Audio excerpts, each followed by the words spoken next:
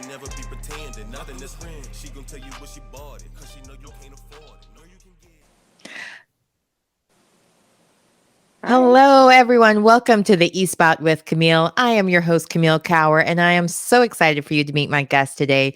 She is one of the other co-founders of the Kaleidoscope Project and an interior designer as well. And after speaking with so many of the designers and seeing all the pictures, wow! Like, did you have any idea, like, how this would come out? Like, was this your goal when you originally started the Kaleidoscope Project? When I started the Kaleidoscope Project, there was, it was something that never existed. So there was no expectation. So every expectation has been met and beyond, I'm going to say, and the designers are all so amazing and had did such an incredible job. And a lot of hard work that all came together to really make this an extremely special event that really, I think, is the most important thing I've done in the industry to date after 30 No, years. Mhm. well, tell everyone a little bit about your 30-year history. I mean, I know we can't fit all of it in a small amount of time, but I'm just curious, how did you get your start and what made you, what encouraged you to even start the Kaleidoscope Project? So let's start back with, how did you get started in the world of interior design? My mother was a designer. Mm. I always loved art and everything about art, and I always designed my own rooms at 10 years old. I'm sure you've heard this story from designers all the time. I had pink and peach for mica furniture, and everything was round. And I made my mother have somebody make it, and she did, Wow. with touches of turquoise. It sounds beautiful, but very much like Very you had to have special. a mom that was in the business to make that happen. That sounds hard to come Totally. by. Absolutely. My mom had an art gallery for a while, and my parents are very all about culture. I got very lucky, and they were very supportive. I was always doing art classes and going to museums, and I just am still and always was obsessed with art. And there was really no other place for me to be in the world. This Yeah. was it. There was no plan B. Mm. I was going to So find. so you were lucky to have parents that were already in the industry and they kind of encouraged that for you. So Well, what not was your my dad. path? Oh, your My dad, dad was not. my dad was a banker and a CPA, so no. Oh, so he knew how the bills were made. So, Yeah. but very supportive parents, super Yeah. lucky. Yeah, very, So very. how did you go about getting your career started? I mean, thankfully you did have supportive parents, but at the same time, you still have to make your own path. It's still one of those things where just because your family's in it doesn't necessarily mean you'll be Right. successful. And you've been able to be in this industry for 30 years. So share a little bit about how that came about, or what even you think with 30 years, how you've been able to stay resilient in a business that's so, I guess you always have to stay on the cutting edge at the same time, but able to keep such a long career. I think I technically started my career. My mom had already exited the career. So Mm. I had my daughter, Justine, who's now 29, and she was a few months old. And I moved from Manhattan to South Florida, Miami area. And I was like, what should I do with myself? I gave up my job in video production, actually. And, I was just thinking there's nowhere to shop here for kids' furniture. Like, everything's gross. There's no Madison Avenue. I had no money, but, there's still nowhere to shop. And so I opened a baby furniture store How with no money fun. Oh. and, and no husband. Mm. So I had a lot of tenation, and I just said, this is, I'm doing it, and there's no turning back. So that's what I did, and it grew into a full service retail furniture, at home furnishings, furniture, and design business. Oh, wow. And I did hundreds of homes, like an insane amount. We used to just churn them out. Oh, how fun. Well, Yeah. I love the fact that you were a single mom and turned what you like, well, I guess some of the passions from growing up in the industry and was able to use that to kind of be able to balance both. Because so many times with women, it's so hard to balance motherhood and a career. And being that you were doing it as a single mom in a new area, like that's just a testament to your tenacity. And just even with the Kaleidoscope Project, again, you're taking on these big projects, these mammoth ideas, but you make it happen. So that speaks a lot to you as well. But so when you made that transition, I guess working first opening up your store, but then doing all these different homes, you noticed there was a need for it. So what was, what were some of the, oh, go ahead. I was super lucky. I opened my stores 92-ish. Yeah, 92. And there was a housing boom in the Broward County area of South Florida. And they were building one cookie cutter development after another, which is huge now. Now it used to be like the hot spot is now like, not the hot spot anymore because it's so many years later. But so it just kind of caught on. I had a look that people wanted. And I was very easy, I think, to work with, because when I look at design, especially for somebody's home, I always look at it from a point of view that this has nothing to do with me. I'm facilitating a living area, a living space for somebody else to enjoy and love. And it has to be about them and not me. And, with that approach, it just kind of made it really easy. I mapped onto like their style quickly, their needs. I was able to, pull together something with pushing them a little bit outside the envelope and still giving them what they wanted just beyond their expectation. And the thing that was with the builders of these developments, these huge builders, they would pick out all their hard goods themselves. So we would just do paint, window treatments, art, and all the furniture. So floors, countertops, bathroom tiles, fixtures, all the hard goods were already done, which is why we were and they were building these homes really fast. So, which is why we were able to do so much work. They were the Mac mansions back then, right? Right, exactly. That's exactly what they were. The two Lexuses and $1 million man or whatever we call it. Yeah, exactly. And so we would get everyone on the cul-de-sac, basically. It was the right time, the right place, a lot of good fortune, and and then retail, very hard. After 16 years, I was done. Okay. So after those 16 years, you had to do the great big, the word of the year, I guess, pivot. So how did that go about? Well, the economy sort of helped with that, with the crash of the economy in 07, 08, especially South Florida.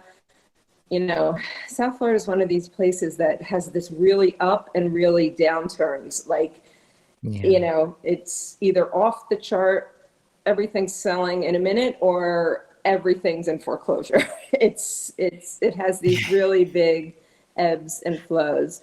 And so when the economy really tanked, South Florida got hit very hard. And like I said, everybody was in foreclosure, so nobody was really spending money on furniture. I did continue designing for a while, but I closed my retail stores and just went actually and got a coaching certification. Took 18 months and got certified in coaching, business coaching, leadership coaching, and NLP, neuro-linguistics programming. And I really did that as a sort of self-discovery, new learning, new ways to communicate with people, just as something I needed to do for myself. I felt like I was a little bit lost as a person. I was there. Amy OTM, Amy Justine's mother, Amy somebody else. That was not, I was sort of like I needed to identify with myself again. So that's what I did. That makes a lot of sense. Yeah. Yeah, and then I was like, and now I got to get out of Florida because I never loved living there, and I came back to the Northeast, and I couldn't be happier. I've been here, and it's really good. So I started a rep business here, and the Life Design Group, and I have a hospitality boutique design business. So we do small boutique properties, inns, hotels, restaurants, one-off restaurants, preschools, different kinds of small boutique kind of commercial and hospitality projects. And I love it. It's really fun. So speaking of projects, tell how the Kaleidoscope Project came about. So the Kaleidoscope Project came about. I was a board chair for a small theater company, the Berkshire Playwrights Lab. And after the horrifying murder of George Floyd, one of our board members wrote a letter to the board, an email, and our 4 artistic directors, 2 of which are African American. And he wrote this in all innocence, I'm going to say, or lack of knowledge or thought. And he basically said that James Tyler, very, very, very, very well-known, amazing playwright, and Felicia Bradford should speak out on behalf of Black people in the theater industry. So James, very eloquently, because he's a playwright, wrote this beautiful letter in return to the board, basically saying, we've been yelling about this shit for years. It's time our white friends stood up and said something and opened their mouths. And that was kind of the slap in the face that sitting in front of a TV crying, sitting in front of a TV yelling, doing nothing but complaining and going on an occasional women's march, or it just wasn't enough anymore. Turning your cheek the other way just wasn't going to cut it. And I got to take a very long, hard look at the industry I've lived in all these years and acknowledge, because it wasn't unnoticed, it just wasn't acknowledged, the very lack of diversity and equality within our industry. And that's when I decided to call Patty. And we had a very heart-to-heart conversation. And we birthed the Kaleidoscope Project to try and bring attention to voices not heard enough in our industry. And we so, accomplished it. yeah, I would say so. You guys have been definitely, I mean, I would say it was more than just a drum or moving the needle, because first of all, the Kaleidoscope Project is amazing that you guys brought in all these 23 different designers from different cultural backgrounds, as well as different areas all over the country, brought them together to take over or make over this about, and how you went about finding the different designers to be a part of about this team. And like, it's just so much that you guys had to undertake, and you did it during the pandemic as well, as if that wasn't challenge enough.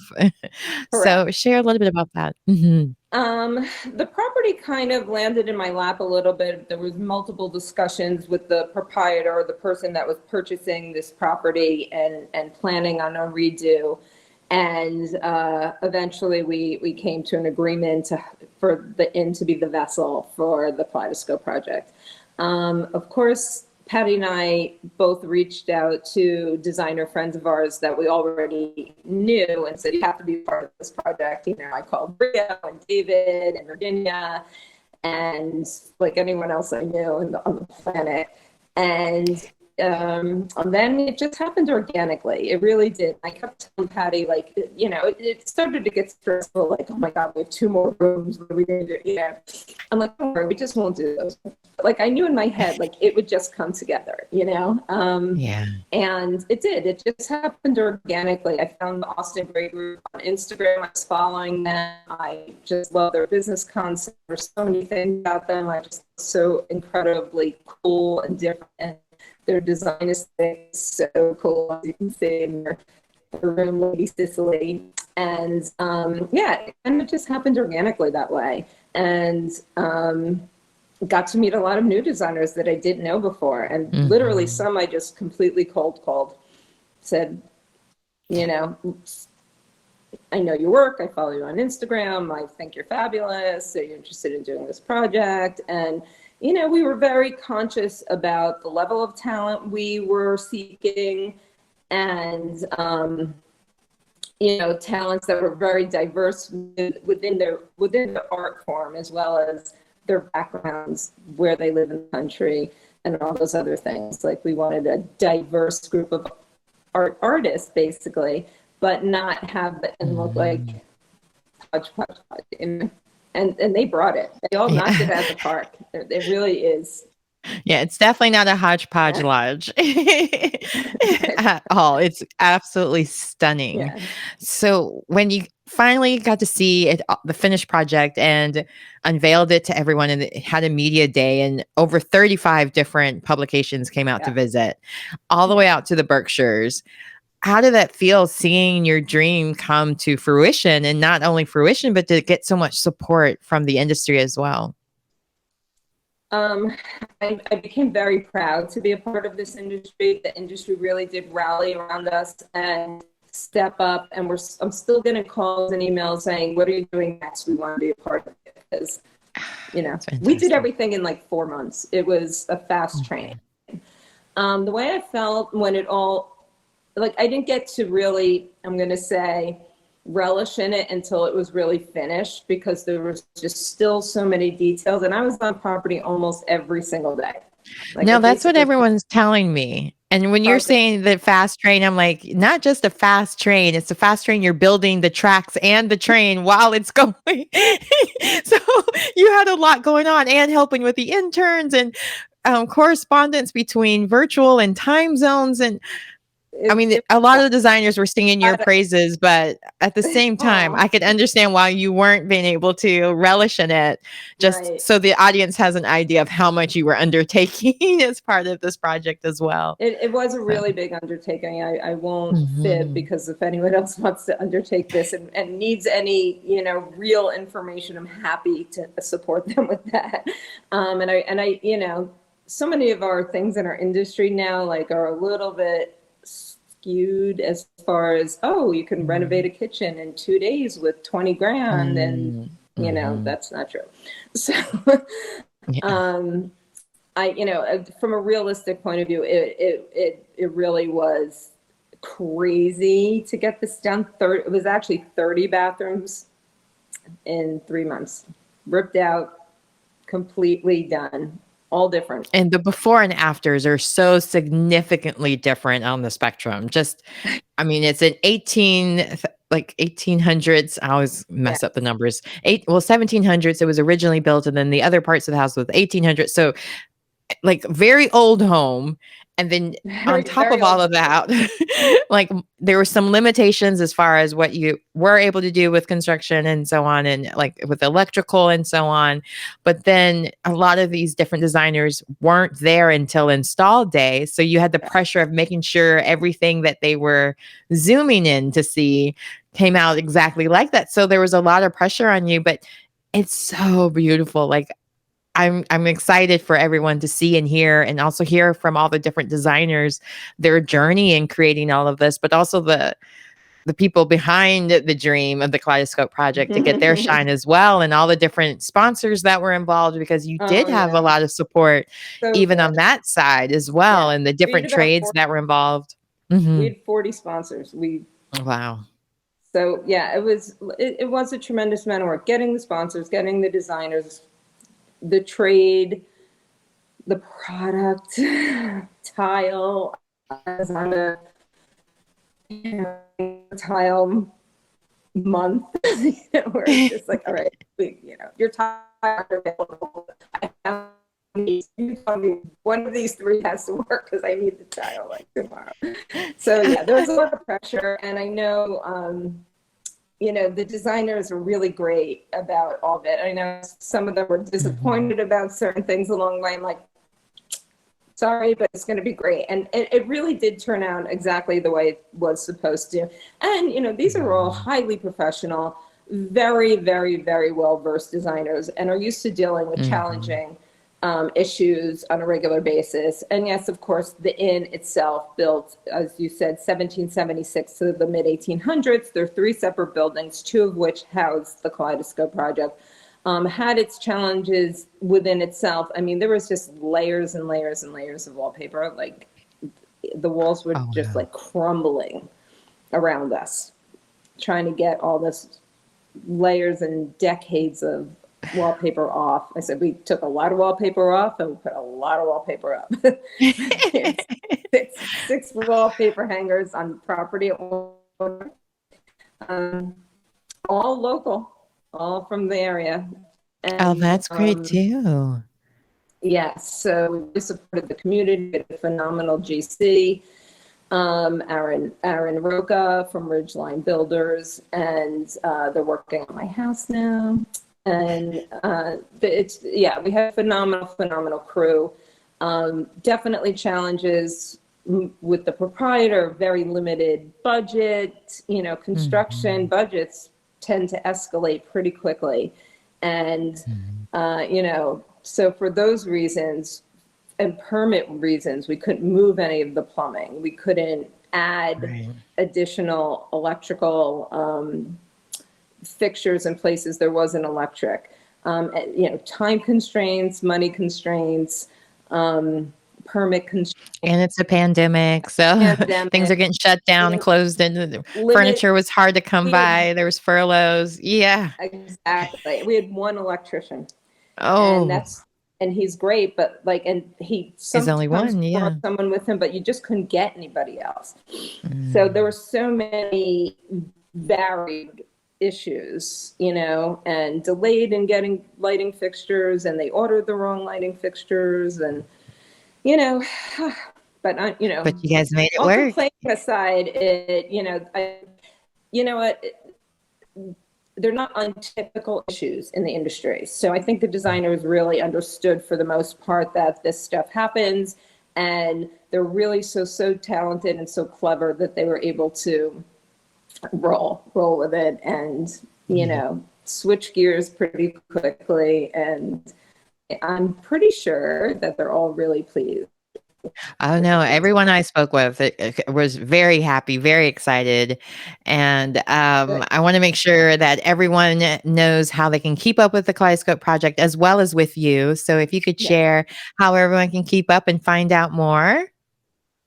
So the kaleidoscopeproject.com, our website, is the best place. And follow us on Instagram, _Kaleidoscope Project. And our email is hello@thekaleidoscopeproject.com. Email me anytime. We love to keep bringing more people in the circle of the Kaleidoscope Project. We are already working very hard on our next initiative, which is not a show house. That will happen probably April 2022. And we'll be able to talk about that soon. Hopefully in Dallas, we can announce that project, which would be really fun to do.